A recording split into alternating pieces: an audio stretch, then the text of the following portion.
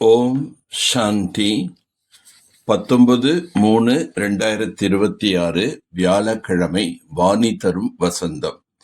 இனிமையான குழந்தைகளே, எப்படி பாப் தாதா இருவருமே அகங்காரியாக இருக்கிறார்கள், ஆத்ம அபிமானியாகவும் இருக்கிறார்கள். அதே போல் தந்தையை பின்பற்றுங்கள்.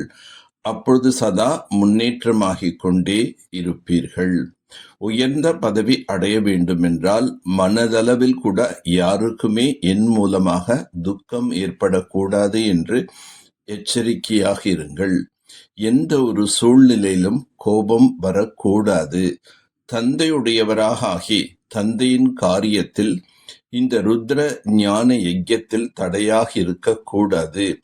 எவரேனும் வாயால் பாபா பாபா என்று கூறிக்கொண்டு நடத்தை ராயலாக இல்லை என்றால் உயர்ந்த பதவி கிடைக்க முடியாது. குழந்தைகள் தந்தையிடமிருந்து அவசியம் ஆஸ்தி பெற வேண்டியுள்ளது என்பதை குழந்தைகள் நல்ல முறையில் அறிந்துள்ளீர்கள். ஸ்ரீமத் பகவத் கீதை என்றால் ஸ்ரீமத் பகவான் வாக்கியம். பகவான் அவசியம் உயர்ந்திலும் உயர்ந்தவர் ஆவார்.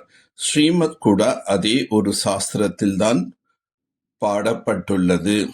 ஸ்ரீமத் யாருடையதாக இருக்க வேண்டும் என்பதை அதை எழுதியவர்கள் கூட புரிந்து கொள்ள முடியவில்லை. முதலில் கடுமிலும் கடுமையான தவறை இந்த ராவணன் வழியினர் தான் செய்துள்ளார்கள். ராவனுடைய அடி விழுகின்றது. எப்படி சங்கரனை தூண்டுபவர் அணுகுண்டுகள் ஆகியவற்றை செய்விக்கிறார் என்று கூறப்படுகின்றதோ, அதே போல் 5 விகாரங்கள் என்ற மனிதர்களை பத்தீத்தமாக ஆக்குவதற்காக தூண்டுபவன் ஆவான். பத்தீத்த பாவனரே வாருங்கள் என்று அழைக்கிறீர்கள். ஆக பத்தீத்த பாவனர் ஒரே ஒருவர் ஆகிறார் அல்லவா? இதிலிருந்து பத்தீத்தமாக ஆக்குபவர் வேறு ஒருவர் மற்றும் பாவனமாக ஆக்குபவர் மற்றொருவர் என்பது நிரூபணம் ஆகின்றது. இருவருமே ஒன்றாக இருக்க முடியாது. எந்தளவு நிச்சயம் இருக்குமோ அந்தளவு குஷி அதிகரிக்கின்றது. சிவ் பாபா இவர் மூலமாக கூறிக்கொண்டிருக்கின்றார் என்று நினையுங்கள் என்று சுயம் பாபா கூறுகின்றார். இந்த பிரம்மா கூட அவசியம் கேட்டுக்கொண்டிருக்க கூடும். இவர் கேட்கவில்லை மற்றும் கூறவில்லை என்றால் உயர்ந்த பதவி எப்படி அடைய முடியும்? ஆனால் தனது தேக அபிமானத்தை விடுத்து சிவ் பாபா தான் கூறுகிறார் என்று நினையுங்கள் என்று கூறுகிறார்.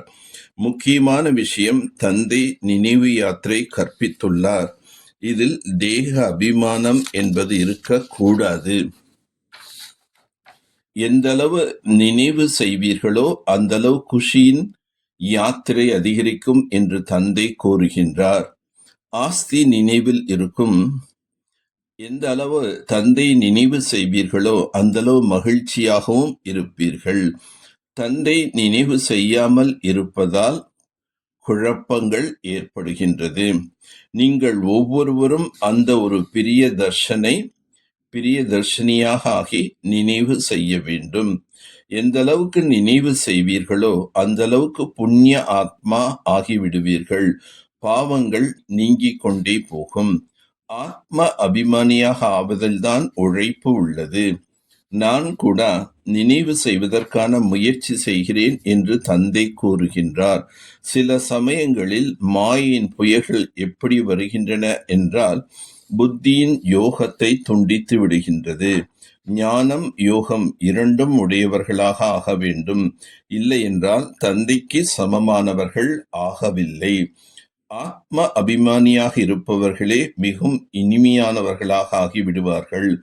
சம்பூர்ணமாகவோ இப்பொழுது யாரும் ஆகவில்லை. எனவே யாருடைய இதயத்தையும் புண்படுத்தக்கூடாது, துக்கம் கொடுக்கக்கூடாது என்று எப்பொழுதும் தந்தை கூறுகின்றார். ஈஸ்வரிய குழந்தைகளின் வாயிலிருந்து எப்பொழுதும் ரத்தினங்கள் மட்டுமே வெளிப்பட வேண்டும். தந்தை 21 பிறவிகளுக்குண்டான பாக்கியத்தை சேமிப்பு செய்வித்தார். அதை சாப்பிட்டீர்கள். பிறகு அவைகள் முடிந்து போய்விட்டது. எப்பொழுது பாபா கொடுத்த ஆஸ்தி முடிந்து விடுகின்றதோ பின்னர் ஆத்மாவில் துரு ஏறி ஏறி தமோ பிரதானமாக சோலி போல் ஆகிவிட்டீர்கள். உங்களது முகம் எப்பொழுதும் தேவதைகள் போல் குஷியாக மலர்ந்திருக்க வேண்டும். கோபத்தின் மீது மிகுந்த எச்சரிக்கை கொள்ள வேண்டும். தந்தை குழந்தைகளுக்கு சுகத்தின் ஆஸ்தி அளிக்க வந்துள்ளார். சொர்க்கத்திற்கான வழியை அனைவருக்கும் கூற வேண்டும். யாருக்கும் துக்கம் கொடுக்க கூடாது. துக்கம் கொடுத்தீர்கள் என்றால் 100 மடங்கு தண்டனை அதிகரித்துவிடும். யாருமே தண்டனையிலிருந்து தப்பிக்க முடியாது. குழந்தைகளுக்காகவே குறிப்பாக விசாரணை குழு அமரும். நீங்கள் தடை ஏற்படுத்தினீர்கள் என்றால் நிறைய தண்டனை வாங்குவீர்கள் என்று தந்தை கூறுகின்றார். வித்வான்கள், பண்டிதர்கள் ஆகியோரும் பின்னால் வருவார்கள். அவர்களுடைய சிம்மாசனங்கள் ஆடிப்போய்விடும். குழந்தைகளாகி நீங்கள் மிகவும் குஷியில் இருப்பீர்கள். பேசுவதில் மற்றும் நடப்பதில் முழுமையாக ராயலாக இருக்க வேண்டும். வாயிலிருந்து எப்பொழுதும் ரத்தனங்களையே வெளிப்படுத்த வேண்டும். தங்களுக்கு சமமாக ஆக்கக்கூடிய சேவை செய்ய வேண்டும். யாருடைய இதயத்தையும் புண்படுத்த கூடாது. கோபத்தின் மீது மிகுந்த கவனமாய் இருக்க வேண்டும். முகம் எப்பொழுதும் தேவதைகளைப் போல் மலர்ந்ததாக வைத்திருக்க வேண்டும். சுயம் தங்களை ஞான யோக பலத்தினால் தேவதையாக ஆக்க வேண்டும். சக்திசாலியான கண்ணாடி மூலமாக அனைவருக்கும் தங்களது சுய தர்சனத்தை செய்விக்கக்கூடிய சாட்சாத்கார் மூர்த்தி ஆகுக. எவ்வாறு கண்ணாடியின் முன்னால் யார் போய் நின்றாலும் அவர்களுக்கு தங்களுடைய தெளிவான காட்சி கிடைக்கின்றது.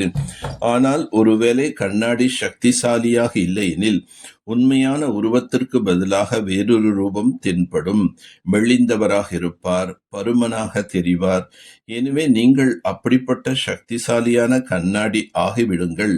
அதன் மூலம் அனைவருக்கும் தங்களை உணர முடிய வேண்டும். அதாவது உங்களுக்கு முன்னால் வந்தவுடனேயே அவர்கள் உடல் உணர்வை மறந்து தங்களுடைய ஆத்ம உணர்வில் நிலை பெற வேண்டும். இதுவே உண்மையான சேவையாகும். இதன் மூலம் வெற்றி கோஷங்கள் எழும்பும்.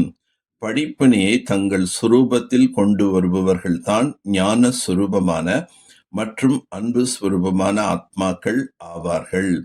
தந்தை மீது என்னவோ குழந்தைகளுக்கு நிச்சயம் என்பது இருக்கின்றது.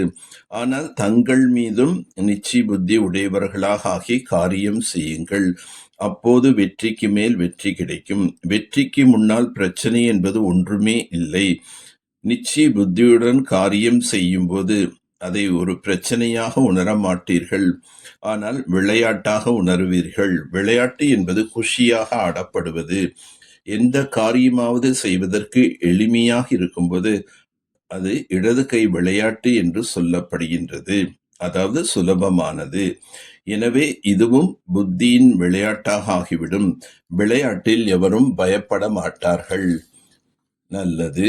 ஓம் சாந்தி. ஓம் சாந்தி. ஓம் சாந்தி.